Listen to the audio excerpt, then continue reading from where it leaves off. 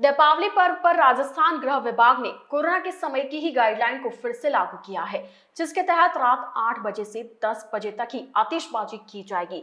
वहीं अलवर और भरतपुर में पटाखों पर पूरी तरह से बैन रहेगा, जिस पर उदयपुर के युवाओं ने विरोध जताया है। साथ ही इस आदेश को हिंदू विरोधी बताया है। इस निर्णय के बाद अब प्रदेश के 31 जिलों में 2 घंटे यानी रात 8 बजे से 10 बजे तक ही ग्रीन आतिशबाजी की जा सकेगी। खास बात यह है कि एनसीआर से सटे रहने के कारण भरतपुर और अलवर में पटाखों पर रोक लगाई है। विभाग के इस आदेश का राज्य में कई हिंदू और अन्य धार्मिक संगठनों द्वारा विरोध किया जा रहा है। इसी कड़ी में उदयपुर के युवाओं में भी इस आदेश के खिलाफ आक्रोश देखा जा रहा है। उदयपुर के युवाओं का कहना है कि सरकार और कोच को हिंदू त्योहारों पर ही नियम याद आते हैं और सारे प्रतिबंध हिंदू त्योहारों पर ही लगाए जाते हैं। पिछले 2 सालों से कोरोना के चलते दीपावली पर पटाखे छोड़ने पर समय सीमा करने पर किसी को आपत्ति नहीं थी, लेकिन अब जब कोरोना का असर बिल्कुल खत्म हो गया है तो ऐसे में इस आदेश को निकालना बिल्कुल गलत है। युवाओं का कहना है कि इस आदेश के बाद हिंदू समाज की भावनाएं आहत हुई है। सुनिए आप भी क्या कुछ कहा उदयपुर के विभिन्न संगठनों से जुड़े जिम्मेदार युवाओं ने। ज्ञात हुआ कि राजस्थान में पटाखे फोड़ने का समय जो है 8 से 10 कर दिया गया और अलवर और भरतपुर में इसको पूर्णतः बैंड कर दिया गया है। ये सूचना पाकर मुझे बिल्कुल भी झटका नहीं लगा, क्योंकि राजस्थान में जो कांग्रेस और अशोक गहलोत की सरकार है वो ये कृत्य पहले भी कर चुकी है और आगे भी करेगी। जब जब उनके हाथ में सत्ता आएगी वो हिंदुओं का जितना दमन हो सकेगा वो करेंगे। भरतपुर और अलवर में पूर्णतः बैंड, बाकी समय पर 8 से 10 बजे आप पटाखे फोड़ सकते हैं। गहलोत साहब, आप स्वयं अगर अपने आप को हिंदू समझते हैं तो ये समय पूजा करने का होता है। घर में जब हम माता लक्ष्मी की, हमारे गणेश जी महाराज की पूजा करते हैं, उसके पश्चात में हम सब परिवार बाहर आते हैं और उसके पश्चात हम पटाखे फोड़े जाते हैं और पटाखे फोड़ते हैं हम। अब आप मुझे एक बात समझाइए, अगर आपने पटाखे बैंड कर दिए हैं इस तरह से 8 से 10 का समय, तो राजस्थान में और भरतपुर और अलवर में पूर्णतः बैंड कर दिए हैं। एक तरफ आप ग्रीन पटाखों को प्रमोट कर रहे हैं, ग्रीन पटाखे फोड़े जो कि इको फ्रेंडली पटाखे। तो जब जनता ग्रीन पटाखे फोड़ रही है, ग्रीन पटाखे ले रही है, तो उसके अंदर फिर आपको पटाखे बैंड करने की या 8 से 10 का समय देने की हमको आवश्यकता कहाँ थी?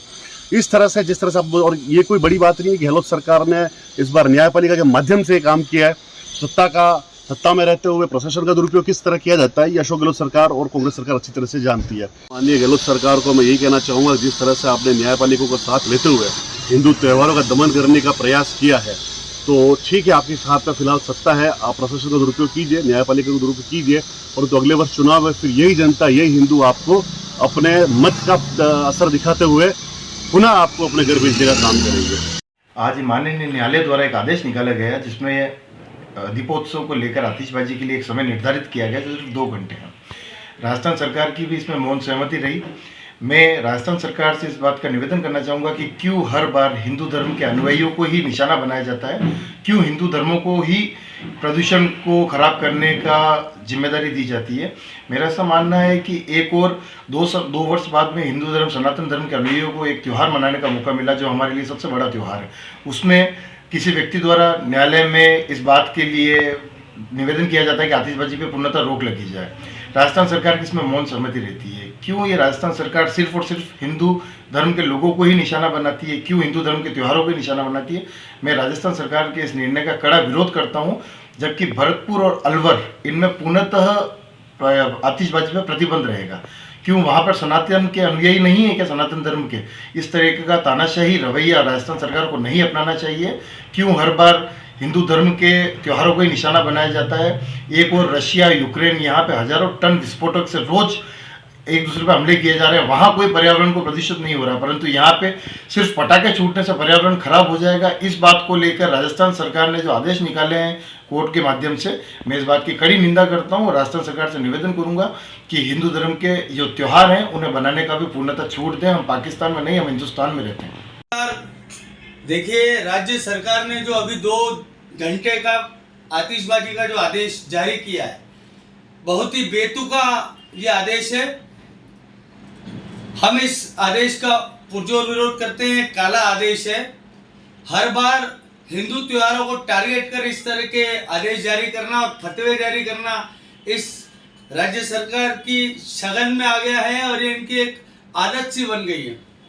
हर बार बहुसंख्यक त्योहारों को टारगेट करना इन्होंने तय कर लिया है।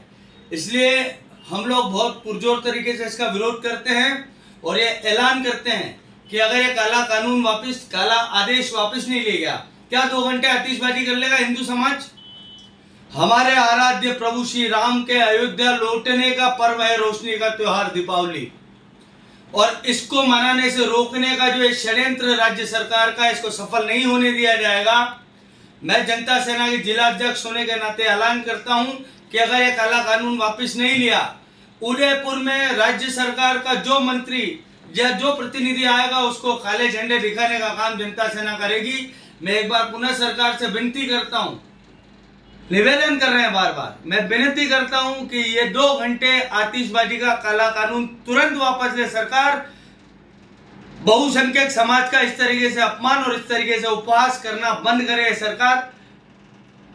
एक बार पुनः आप सरकार में जो भी जनप्रतिनिधि उदयपुर से लोग हैं, हम उनको फिर से आग्रह कर रहे हैं कि ऐसे कानून को तुरंत वापस लिया जाना चाहिए। हिंदू समाज आतिशबाजी कर अपनी खुशी का इजहार करता है और करता रहेगा, इसे रोक नहीं सकता है कोई भी, और इस तरह के काले कानून कहीं नहीं चलेंगे।